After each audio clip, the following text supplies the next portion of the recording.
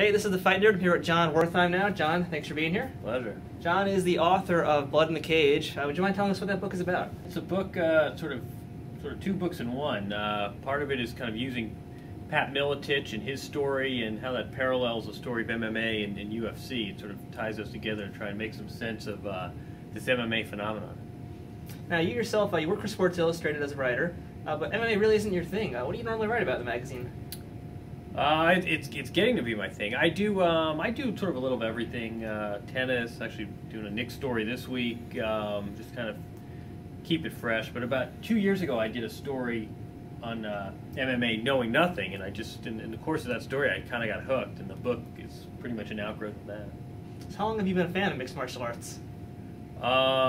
Really, I got hooked doing that story. I mean, this was probably 2 years ago, and the story I always tell is Randy Couture came to the office for that piece, and they told me he was on his way, and I sort of had to go on, I had to Google him real quick to make sure I had the right guy. That turned out the cauliflower ears gave it away, but I knew virtually nothing when I started, and now I'm, as hooked as anyone else. The last book was on pool hustling, and it was a lot of fun, but once the book was done, I don't follow road action anymore. But with this, I turned this manuscript probably almost a year ago now, and still, watch GSP and BJ Penn like everyone else, and still following this. So you're still pretty much now a hooked up fan into the sport? Yeah, it really is addictive. I mean, I like the sport organically, but you sort of get to know these guys, and you get to know their stories, and talk to Josh Koscheck 2 years ago and watch him sort of progress and then regress, and it just the whole sort of narrative really grabs you, I think. And how did you first meet up with Pat Miletich?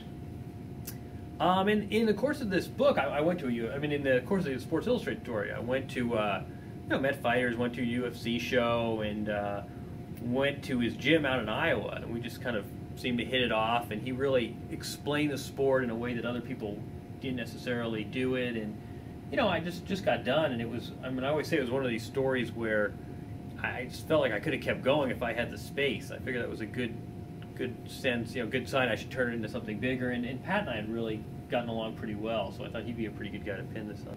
So how did you first choose to use Pat in this book? There's a lot of other fighters you could have chosen. Why Pat, of all people?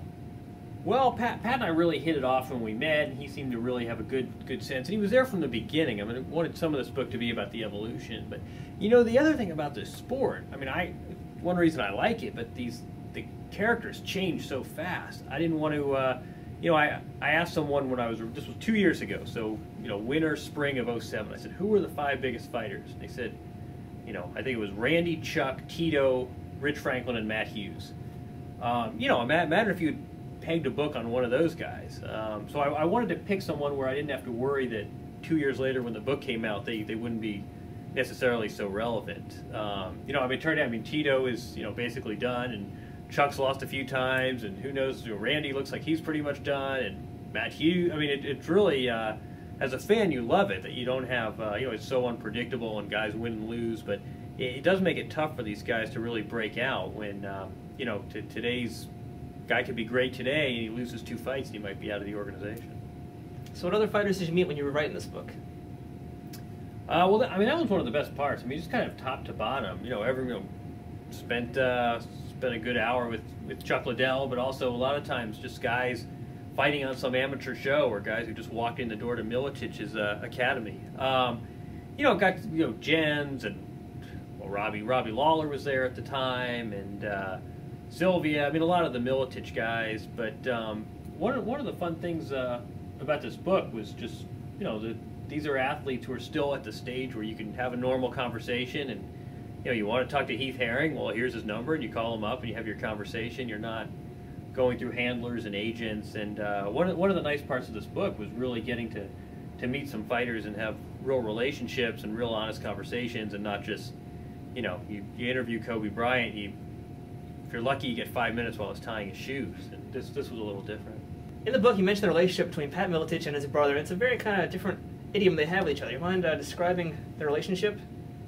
Yeah, Pat sort of, and I didn't necessarily realize the dimensions of this when I started, but Pat really had an interesting, upbringing and family life, and we talk about that a bunch. He actually, unfortunately lost 2 brothers, and his third brother had some problems with the law that I wrote about. Actually spent some time in prison, and now he and Pat are very close. I've never seen someone so sort of fully integrated back into society. But Pat had lost 2 brothers, and the third was in jail. And then once he got out, I think they both sort of made this decision. We're all we've got left. We've got to stick together. And now it was really one of the nicer sort of sub themes of this book. But now Pat and his big brother are like this.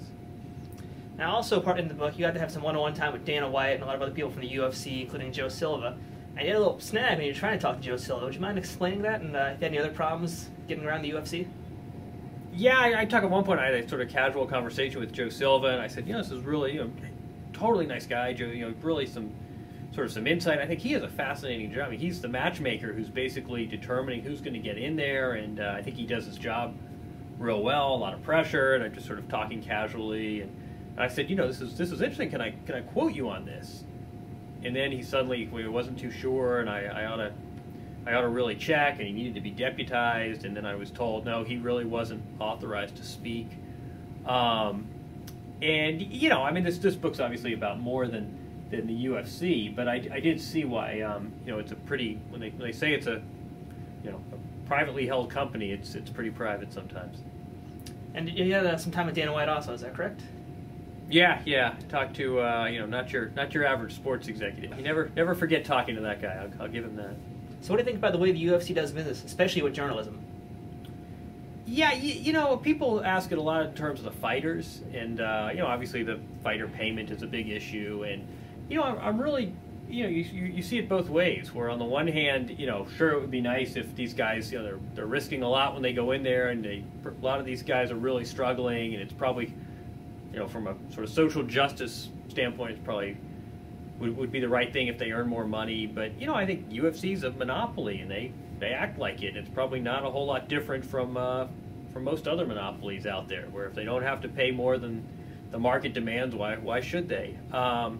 The journalism thing is a little interesting, just because clearly the media policy is can be a little vague, and I know there are a lot of journalists that can't get credentialed. And the one thing I thought was interesting is that this sport really sort of lives online.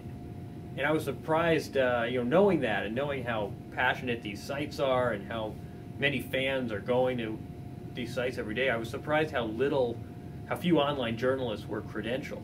But again, in some ways it is similar to the fighters. I mean, they're the only game in town, so they call the shots. And if there were a competitor that sprung up, you'd think the fighters would get more money, and if there were a competitor that sprung up, you'd think the media policy would be a little different too. As a mainstream journalist, how do you see this sport going as far as coverage in the future? Yeah, I think it's getting there. Even in the 2 years since I really started following it, I've seen these changes. I mean, I think a guy like George St. Pierre, even a guy like Brock Lesnar, who was an NCAA wrestling champion, I think help. You've got 2 guys fighting in a cage. It's always going to be a little, it's always going to turn some people off. But I think gradually, when people see what this is and what this isn't, and I think you sort of knock wood that the safety issue doesn't come into play. I mean, the one thing I always say is if God forbid someone got seriously hurt, or God forbid died in there, then I really worry about the whole sport. But the way it is now, when you see these fights and you see that they're in there, it's martial art, they're not throwing chairs, and it's not it's not no holds barred.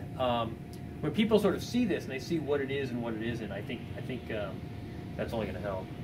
So what can we expect next from you in the world of mixed martial arts? Realistically, Sports Illustrated, sort of like ESPN, like most mainstream outlets, the New York Times isn't going to have a full-time MMA writer anytime soon, but there's so many good stories out there. I did a piece on Evan Tanner recently, try to get to Lesnar Mir. I don't think, for whatever reason, I don't think there's going to be a full-time MMA writer at Sports Illustrated anytime soon, in addition to Josh Gross, who does it for the website. But if there are good stories out there, I'd love to do them. Okay. The book is Blood in the Cage. The author is Jon Wertheim. Jon, thanks for being here. Pleasure. Thanks. This video was brought to you by Boston Brawler. Check them out at bostonbrawler.com.